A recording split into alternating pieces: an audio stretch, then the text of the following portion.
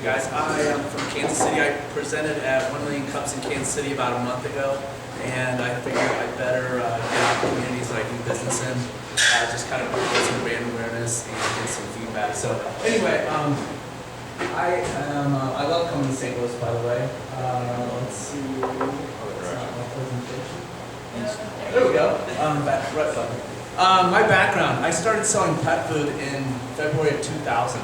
My sister has a rescue in Dallas, and she suggested I get in the pet industry, whether it be food or pharmaceuticals, something similar to that. So over my 16 years, I have a background on calling on independent pet specialty retailers, large format retailers, farm and home, veterinarians, boarding facilities, a lot of distributor management that distribute many products to the pet industry. Over the 16 years, I became very active with local rescues, so donating food, donating time, heading up. I did a dog park renovation for one in Kansas City, and then just basically doing a lot of fundraising and participating in fundraisers. What I noticed over the 16 years in dealing with these people is that if anybody needed goods to serve pets, it was them that needed it the most. And there was not a lot of companies doing a lot of consistent giving.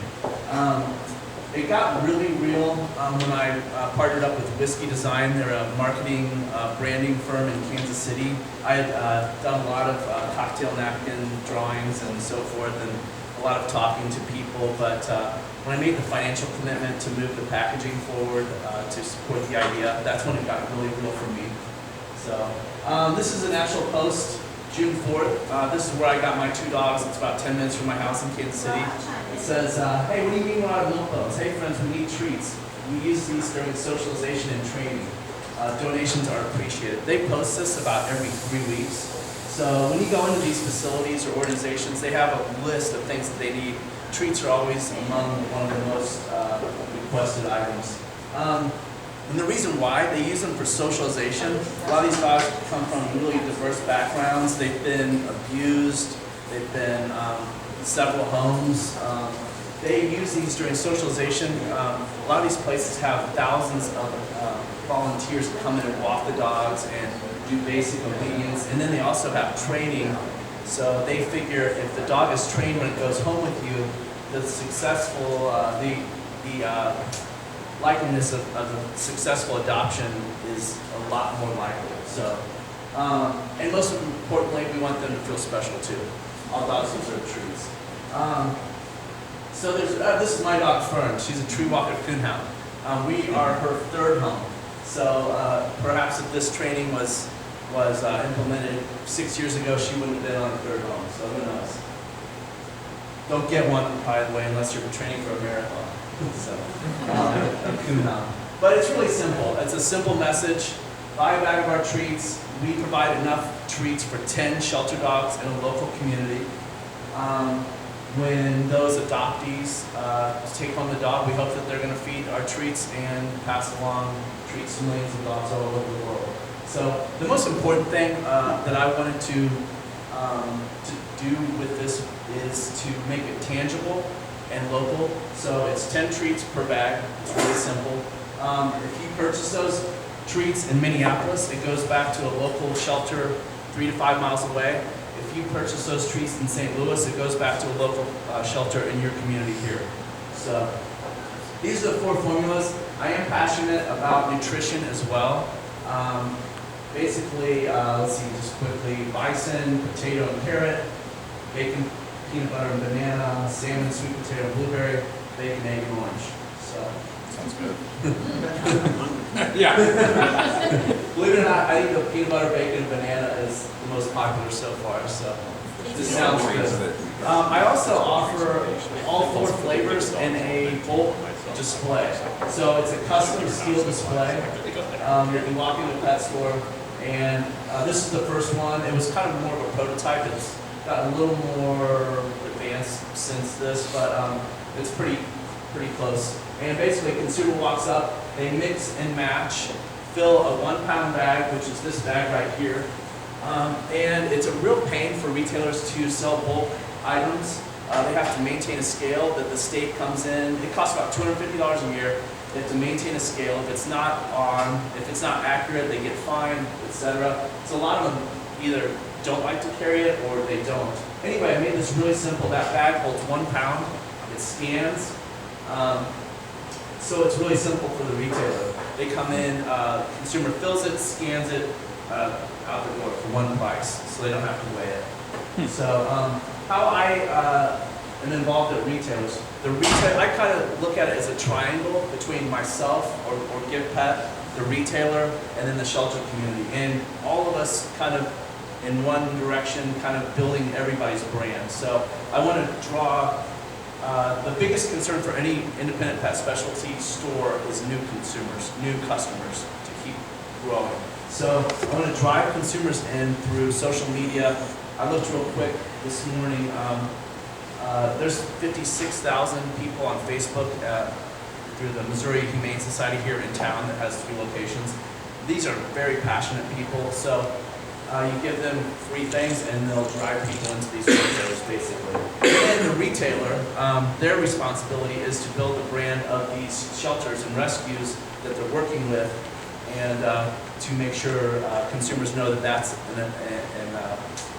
viable option. So, and then I'm kind of right in the middle. So, let's see, shelters, how I act at shelters. They can sell and recommend the products. I didn't really think about this in the very beginning, but a lot of them do offer retail. They're very excited to sell these because they're the benefit of all the treats that they sell. So they send people to retail, I send people to them, and kind of I'll promote it through social media. Customers and competition. My customers are shelters, independent pet specialty retailers, boarding facilities, groomers, veterinarians. The space is pretty dominated, 76% of it is dominated by 4 to 5 companies. Colgate, Palmolive, Smuckers, Mars Pet Care, Nestle locally here. So many companies after that owned by venture capitalists. So about the treats, they're grain-free, which is the fastest growing segment in the pet food industry. Protein first, which is bison, bacon, salmon is the first ingredient, which is the most expensive way you can do it. And the most nervous I was about this whole process was palatability. And so Walter ate every treat I gave him. So anyway, I was nervous that I'd come out with a good idea, decent packaging, and then the dog wouldn't like it. So there's no, when you don't add salt or sugar, you have to make it palatable, and that's why I put that first. They're oven baked, USA made, small batch, and tangible and local. So here's some of the ingredients we use: chickpeas, potatoes, lentils, tapioca. There's nothing foreign there that should raise any concerns, I guess. So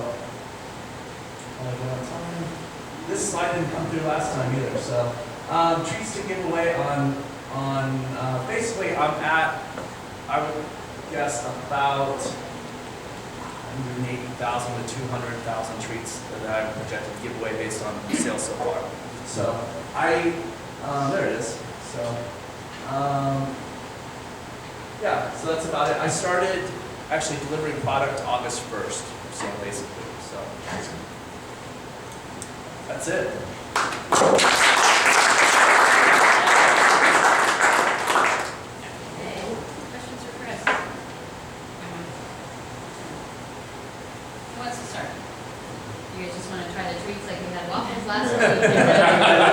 That sounds good. As good as the waffles. So you said you have the that stand and you put it in stores. Do you require that stand in stores, or can you just sell bags in stores? Good question. Yes, no, that's not required.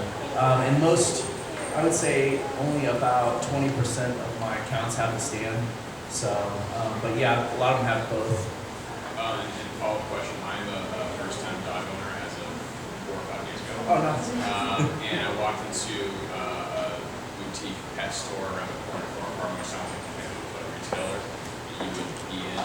And I was still, even at that small store, completely overwhelmed by the amount of food and treats that I was supposed to choose from.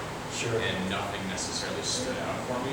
And I did not see your product in their store, but how do you stand out above the overwhelming amount of treats and food that are, like you said, falling into grain-free Sure. category? Okay.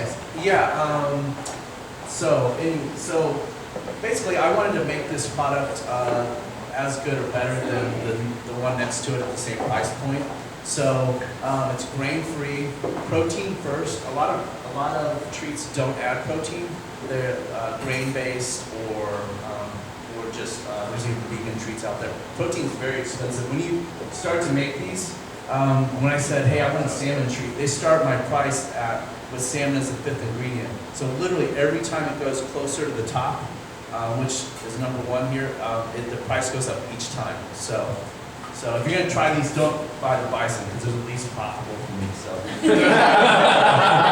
but I line priced them to make everybody happy and keep it simple. But anyway, the quality is amazing, and there's no salt or sugar added, and it gives back. So I always tell people, I go to Whole Foods when I'm traveling. I go in and buy a dark chocolate candy bar. One gives back to children in Africa, the other one doesn't. So I pick the one that gives back. So I kind of the same idea with this. So and if people like that it's going back locally too. First they think, well, it's cool, it goes back to shelter dogs, but then it's likely that it might go back to a facility that you adopted from here in town. So good question, thanks. Yeah, but do research and ask for recommendations from employees. Yes. Kind of going off the previous question, how much does it cost for one bag of your product, and what is like the average cost of, say another brand? Sure. Of the same kind of volume.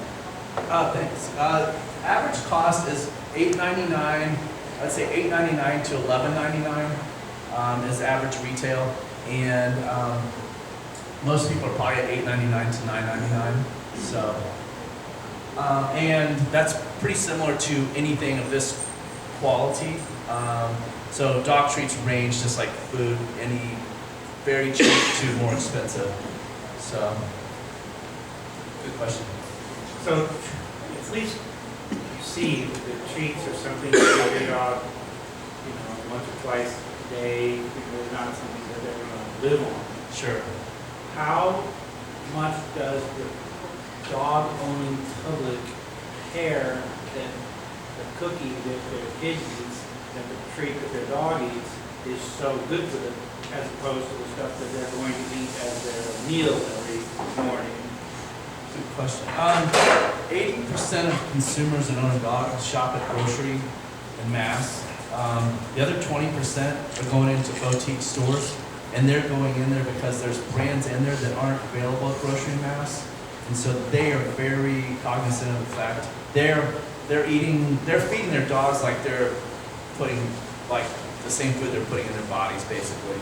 So the people that are doing the research and things, they're looking in the back of the bag, looking at the ingredients, and so and yeah, a lot of these stores, the boutique stores, won't even carry a product if it doesn't really match up to just some basic criteria that gets them in the door. So. I have a question too. Good morning, great job. Thanks. I have a tiny 3-pound dog now. So now I would consider buying something like that. It's going to last probably the entire year. This little big guy, even if I gave him chew a day. But when I had larger 100-pound dogs, I loved them as dearly, and I would have loved to buy things that were good for them and all this stuff. Quite frankly, just couldn't afford it. So I know a lot of families who love their dogs and would love to give them great, awesome food treats to make them live longer. And so maybe it's more a philosophical question than it is a question for your business, but do you see an opportunity down the line where you might offer some of these things as a different brand, as a spin-off, as a smaller price point, to kind of help some of those families who would love to buy your products but really just can't afford it? Yeah, that's something that's really put on. That would be my first line extension, would be exactly what you just said. So anyway, I'm very passionate about nutrition and everything, but I have a lot of experience with hardware and farm and home, and so basically I can't sell this product in a lot of the accounts that I want to sell it to boutiques, because in the boutiques think you offer it in hardware stores and these stores, so it must not be as good of a product. So anyway, to answer your question, yes, I would definitely do that. So just something. There's another brand out there that kind of walks the line. They have products in Target, but then they have a different line in pet specialty. So, but yeah, that'd be a huge growth opportunity. Good question. And it's still nutritious, but maybe, you know, like I said, maybe the salmon is a 5th ingredient, so it's less expensive, you know. And in all honesty, dogs are omnivores. They can eat grains. So I feed my dogs, I've been in the industry 16 years, I feed them food that's loaded with rice and oatmeal. So grain-free happens to be the fastest segment, and so that'd be another way to make it less expensive. I have a question. So there are so many different kind of treats, and then how, as a dog owner, know which treat my dog really like, and which bring the question how you create a customer brand loyalty. Because since I give to him any kind of treat, he or she just being happy and then just wave the tail and then happy. Sure. So Create loyalty, basically. yeah, the brand loyalty. Yeah. They just did an article recently that I participated in. About 37% of people buying treats like this are concerned that you're giving back. So that's one way I create loyalty. But to your point, treats are kind of one of those things. They're going to try multiple ones, try a different one each time they go in. So I think as long as I'm in that rotation, that would be great. So hopefully there's no really loyalty program, but hopefully the idea of giving back keeps them associated with me. So are you contemplating building any kind of branding relationship with a regular dog food provider, where, you know, this whole healthy mentality goes throughout the dog's digestive system, Sure. life, not just in the treat department? Sure. I haven't really thought about it on a corporate level, but as much as in a store level, maybe partnering within a store, kind of like you buy a bag of this food and you get, $1 off this treat, kind of that. But yeah, that's a good question, but not really outside of retail, I guess. So, good question. The idea is to build this into Sure. is equally good for. Yeah, that's a great point.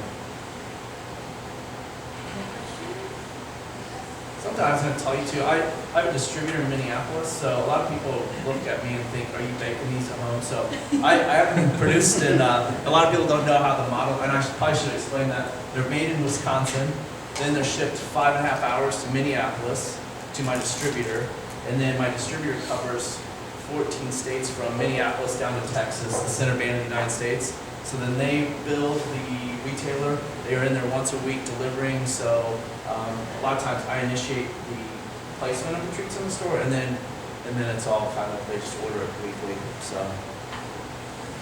Where can we get them in St. Louis? there's actually 15 stores that carry them.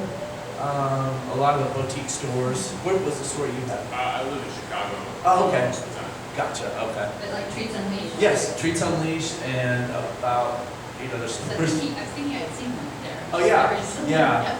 They just started selling Just a stuff. curious question. Have you tried your treat by yourself? Yes, I'm a little aggravated to say I'm the second person to try them ever. So I had a retailer try them first, so I'm like, oh no. Now I'm second. Now I have to live with that the rest of my life. No, I appreciate it's and takers and scraps. I could have bought It'd go better with a cold beer. Yeah. Any other questions? Okay, well, thank you so Thanks. much.